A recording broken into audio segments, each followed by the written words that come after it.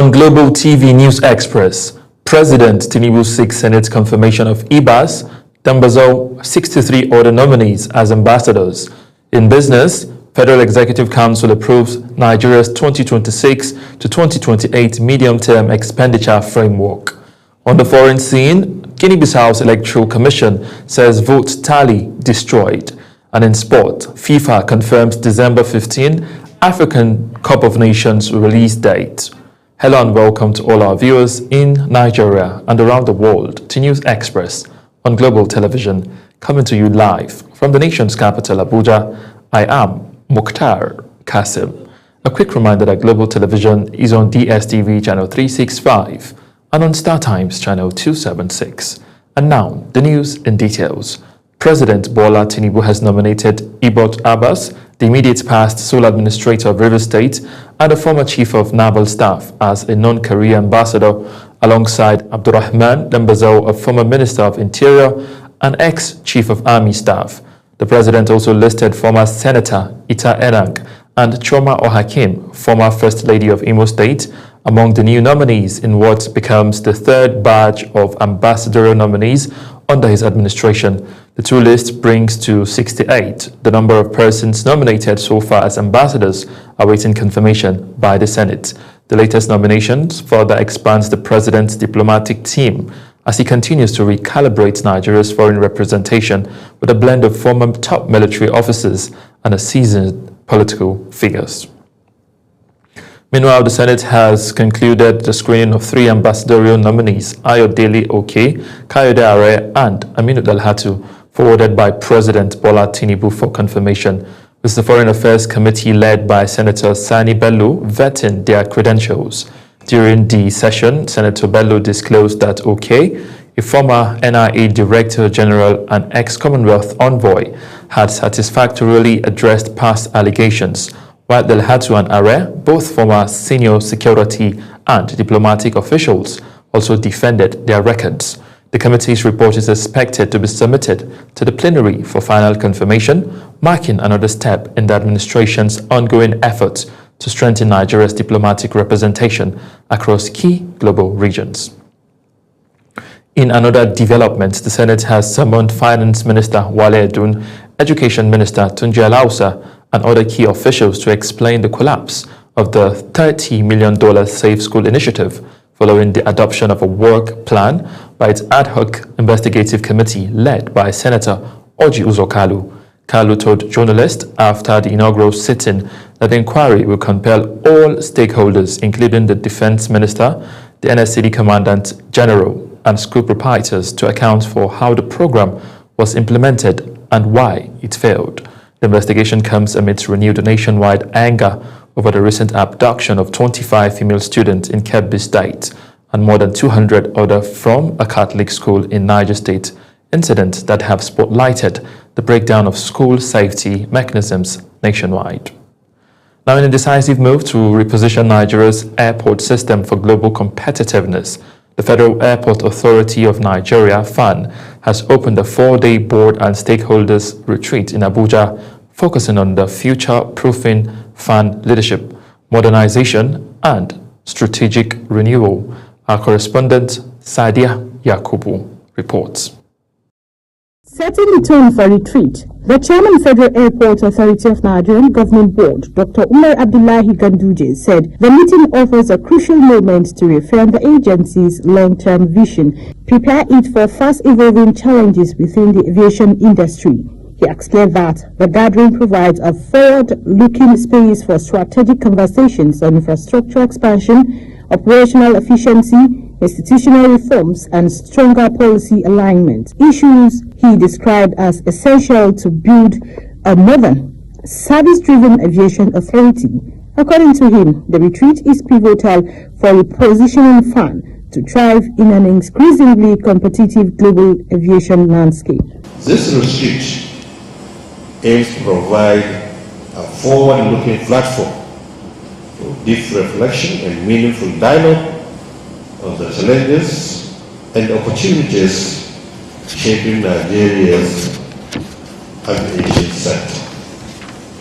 Over the next 4 days, we'll examine issues such as aviation infrastructure development, operational efficiency, institutional strengthening, improved policy coordination, and enhanced collaboration among agencies. The Minister of Aviation and Aerospace Development, Festus Kayamo San, who was represented by the Permanent Secretary of the Ministry, Yakubu Adam Kofarmata, says the retreat marks a defining moment for the sector. He stressed that funds decisions shape the safety, security, reputation, and operational competitiveness of Nigerians' airports. He noted that the governance must remain firm and fair, implementation must be strategic, and collaboration must be culture that drives the aviation sector. The reform of airport management processes to reduce bottlenecks and improve service delivery. Introduction of customer-centric initiatives designed to enhance airport cleanliness, comfort, and efficiency for financial and institutional reforms. Managing Director and Chief Executive Fan Olubunmi Kuku emphasized the importance of collective resolve, transparency, and strategic foresight as Fan works to boost operational resilience, enhance profitability, as well as embrace innovation. Kuku noted that the retreat provides the blueprint for building a future-ready Fan anchored on service excellence and modernization. The theme that we have chosen, future-proofing Fan, leadership, modernization, and strategic renewal, is both a mission statement and a call to action. If the momentum built over these 4 days is sustained, Nigeria's airports will not only function better, they will stand as symbols of national confidence and competitiveness. This retreat closes with a renewed mandate and a unified resolve to transform today's conversation into measurable progress and to position FAN as the true driver to aviation excellence in 2025 and beyond. Sadia Yakubu reporting for Global Television News.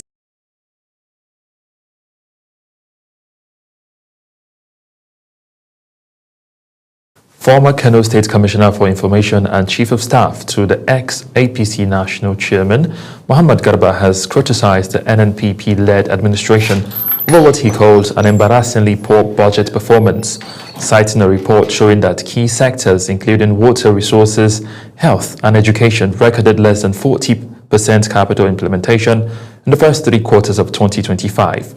He said the review exposes a widening gap between the government's rhetorics and delivery, noting that Water Ministry achieved only 13% capital performance, abandoned previously completed projects like the Tiga Hydro Plant project, and continues to spend heavily on electricity, while education and health sector also posted monumental disappointing results.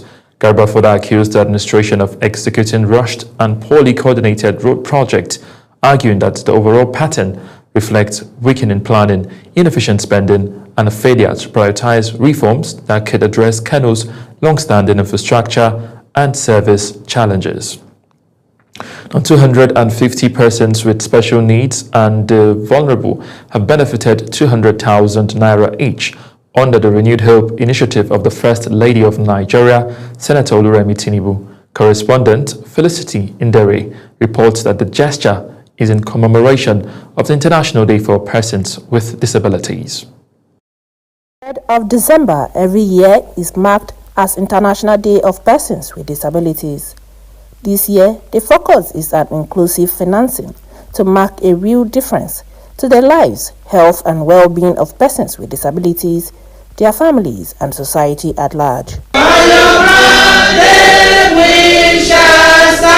Special advisor to the governor on people with disabilities, Bemshuma Anshi, who appreciated the gesture, also commended the Benue State government for demonstrating the disability rights law, which provides the legal framework for the protection of physical challenged persons. It is not our disability, it is not my disability, but our ability. This is a clear testament of an inclusive government. Coordinator of the Renewed Hope initiative in Benue State, Scholastica Bemso, noted that The essence is to ensure an inclusive society where everyone has the opportunity to contribute to the growth and development of the nation. Today, the Renewed Hope Initiative will provide a sum of 200,000 naira business recapitalization grants to 250 persons with disability in each state and the Federal Capital Territory to support small business owners to recapitalize their existing businesses and strengthen their means of livelihood. For the disabled, they will embrace the support as a seed of new possibility to grow their businesses. I have never been empowered in my life, but here I am today. I have been empowered and I'm very happy. I'm going to use this money and open a very big business that will help me. I will be paying my bills. We are grateful, and this assistance is going to go a long way for us. Like me, I have my own business, I have a small business, and I know it's going to help me to push my business. Several others in their goodwill messages expressed gratitude to the First Lady for the empowerment package, as well as other interventions by the Renewed Hope Initiative. In Makurdi, Felicity Ndere, reporting for Global Television News. The House of Representatives is set for a decisive moment in Nigeria's constitutional evolution as lawmakers prepare to open debate on the 6th Amendment to the 1999 Constitution. The development has triggered intensified lobbying from gender advocacy groups and renewed calls for urgent action on insecurity. Over to National Assembly correspondent Anita Patrick for details. Of legislative engagement, the Special Committee on Constitution Review has completed its assignments and deliberations on all amendment bills, which will commence at the next legislative sitting. The Constitution will start from tomorrow. After we finish our consideration of report, because the other paper is going to be light, we'll start debate on the Constitution. On the constitutional amendments, women advocacy groups are intensifying efforts to secure lawmakers' support. A gender desk created by the Speaker also engaged members in the lobby of the chamber to rally last-minute votes. We are trying to do is to promote inclusive governance. When you have 50% of your population out of decision-making processes, it's something that we need to reverse. And so what we are here to do is to support this reserved seat bill, which is practically promotes, it's not taking away from the men. Our expectations are that the bill will pass, and this is history right here, because in 2022, the bills were thrown out. They asked us, if we ever lobbied, and today, we're going to get the yes votes. So the decks were just set up to, just to enlighten members about the content of the bill. We realized that a lot of members do not even have idea of what is in the bill. Some are, talking about their seat being taken, which is not the case. So we have to enlighten them every day, tell them that this bill does not take away your seat, it creates an additional seat. So it's more about education, enlightenment, and Insecurity also took center stage as legislators representing areas affected by banditry demanded urgent government intervention for the safety of their constituents. From the National Assembly, Anita Patrick reported for Global TV News. Over now to Imo State, where First Lady Chioma Uzodinma is leading a fresh, forceful campaign to end female genital mutilation, calling the practice a grave assault on the dignity, safety, and future of girls. Her renewed advocacy is energizing a statewide movement that brings together lawmakers, traditional institutions, and internal partners. Our correspondent Amarachi Ibe has the rest of the story.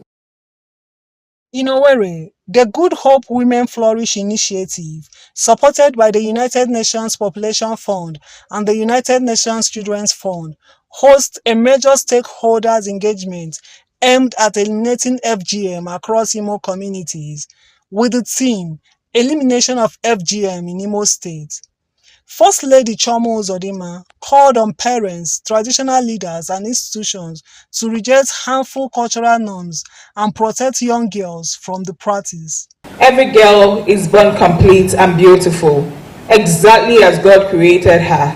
She needs no cutting, no alteration, no improvement through mutilation. When we subject girls to FGM, we reject God's perfect creation. Supporting the advocacy, Speaker of Imo State House of Assembly Chike Olemgbe expressed readiness to reinforce legal framework and strengthen public enlightenment.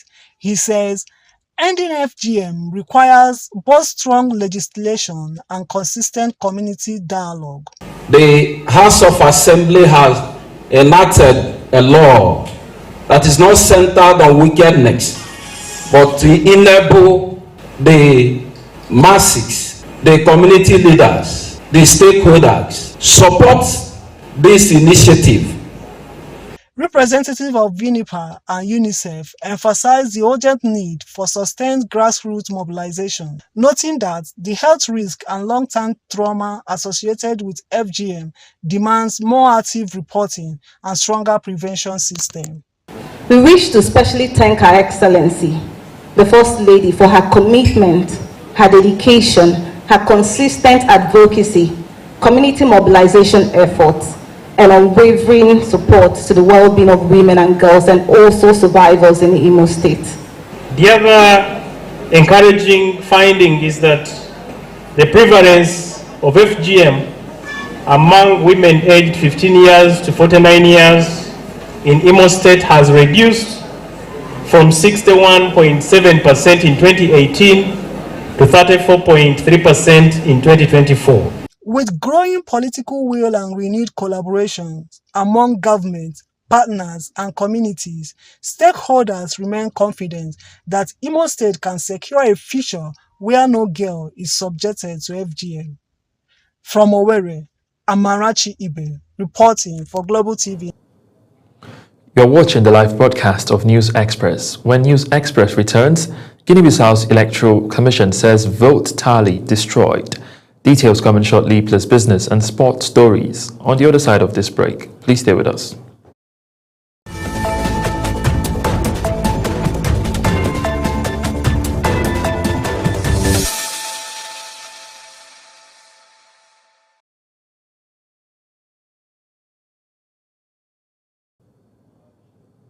You're welcome back from that break, and now to business news, where the Federal Executive Council has approved Nigeria's 2026 to 2027 medium-term expenditure framework, setting back benchmarks for oil price, production, exchange rate and inflation as the country prepares for a pre-election economic cycle.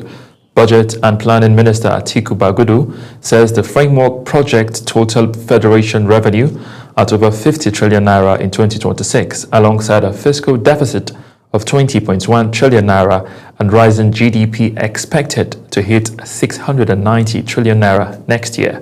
He noted that the assumptions, including a 1.54 exchange, 1,000 naira, 512 naira exchange rate, and oil price at 64 naira, are based on macroeconomics models that guide revenue sharing, debt servicing, and spending priorities for the next 3 years. The House of Representatives is raising serious concerns over the continued withholding of more than the 30 billion naira recovered from the National Social Investments Program Agency, NSIPA.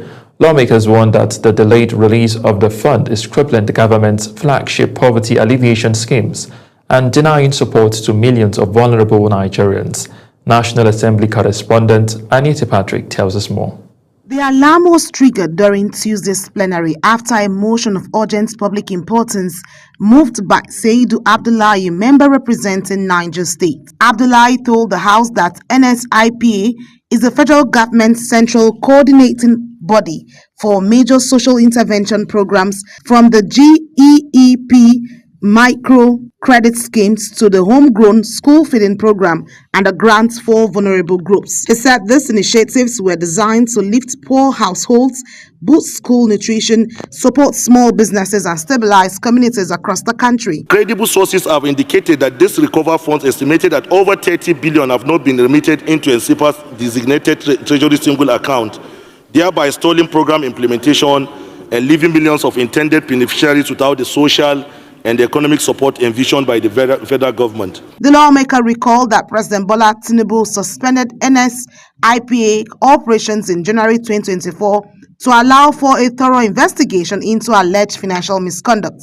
According to him, various security and anti-corruption agencies subsequently traced, froze, and recovered billions of naira from commercial banks and payment service providers' funds originally meant for key programs like trader money, market money, farmer money, and the vulnerable groups grant. He warned that the delay is stalling the implementation of social programs and leaving millions of intended beneficiaries without critical economic relief. Deeply concerned that the prolonged non-release of these funds undermines the Renew Hope agenda by slowing down poverty alleviation efforts, weakening small-scale enterprises, exacerbating hardship in rural and urban communities, delaying local economic stimulation, and eroding public trust in the government's social protection commitments. Responding to the motion, Deputy Speaker Benjamin Kalu, who presided over plenary, announced that an ad hoc committee will be constituted to investigate all funds recovered from NSIPA between 2024 and 2025. The Constitution will start from tomorrow. After we finish our consideration of report, because the other paper is going to be light, we'll start debate on the Constitution. This will take place tomorrow, Wednesday. He assured that the committee's findings will help establish accountability and determine the exact status of the withdrawed funds. From the National Assembly, Anie T. Patrick reporting for Global TV News. And now to the foreign scene, where Guinea-Bissau's Electoral Commission says armed men destroyed most of the vote count from the country's election, stating that it would be unable to publish results. The military took the control of the Portuguese-speaking nation last week, a day before the provincial elections of the results were due to be announced. Zara Unasir has the details. Secretary of the country's National Electoral Commission, Idrissa Diallo, told journalists they are unable to conclude the electoral process, stating that all of the tally sheets were destroyed except for those from Bissau. Members of the Electoral Commission met with the representatives from the West African Regional Bloc, ECOWAS, who asked whether the body could release the results. Diallo told reporters that they will not be able to release the results, describing how in the morning before the coup, armed men wearing balaclavas burst into the tabulation room. The executive secretary also noted that the men arrested the commission president and 5 Supreme Court judges who were present while threatening pot-pipe agents. Zahra Unasir reporting for Global TV News. Still on the foreign scene, Doctors Without Borders has urged countries to open their doors to tens of thousands of Gazans in urgent need of medical evacuation, warning that hundreds have already died waiting. Dr. Hani Islam, who coordinates medical evacuation from Gaza for the charity, says the numbers have taken in by countries so far remains, in his words, just a drop in the ocean. Uyi Agbomofuigbe, who has been following this development, reports.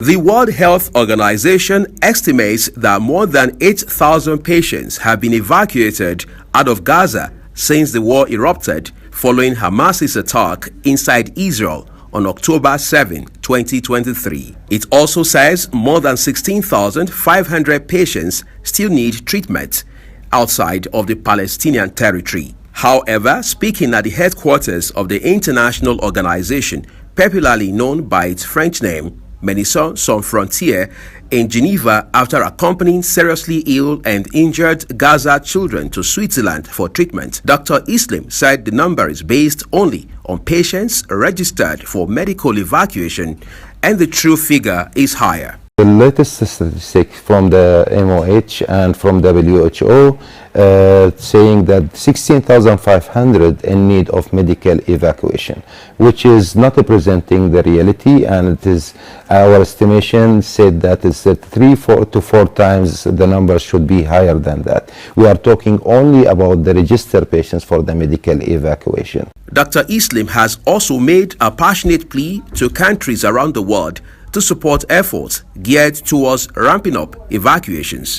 I'm asking each country to take a portion of the patients and to help the people of Gaza to release their crisis and the medical evacuation. Please also open the door for the adult and elderly for being treated in your countries, and stop this selection and shopping list. Skip this all administrative process, focus only on the needs and saving the life of the people. To date, over 30 countries have taken patience, but only a handful, including Egypt and the United Arab Emirates, have accepted large numbers. Uyi Agbomofwebe, reporting for Global TV News. And now to the exciting world of sport, where the Federation of International Football Association, FIFA, has announced December 15 as the official release date for players heading to the 2025 Africa Cup of Nations, AFCON, giving European clubs an extra week with their African stars during the busiest part of the season.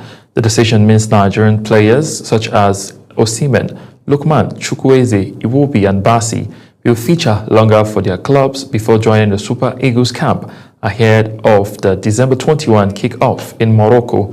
FIFA says the move follows consultation with CAF and major leagues, easing clubs' fears of losing players too early while still ensuring national teams get adequate preparation time for the 2026 tournament.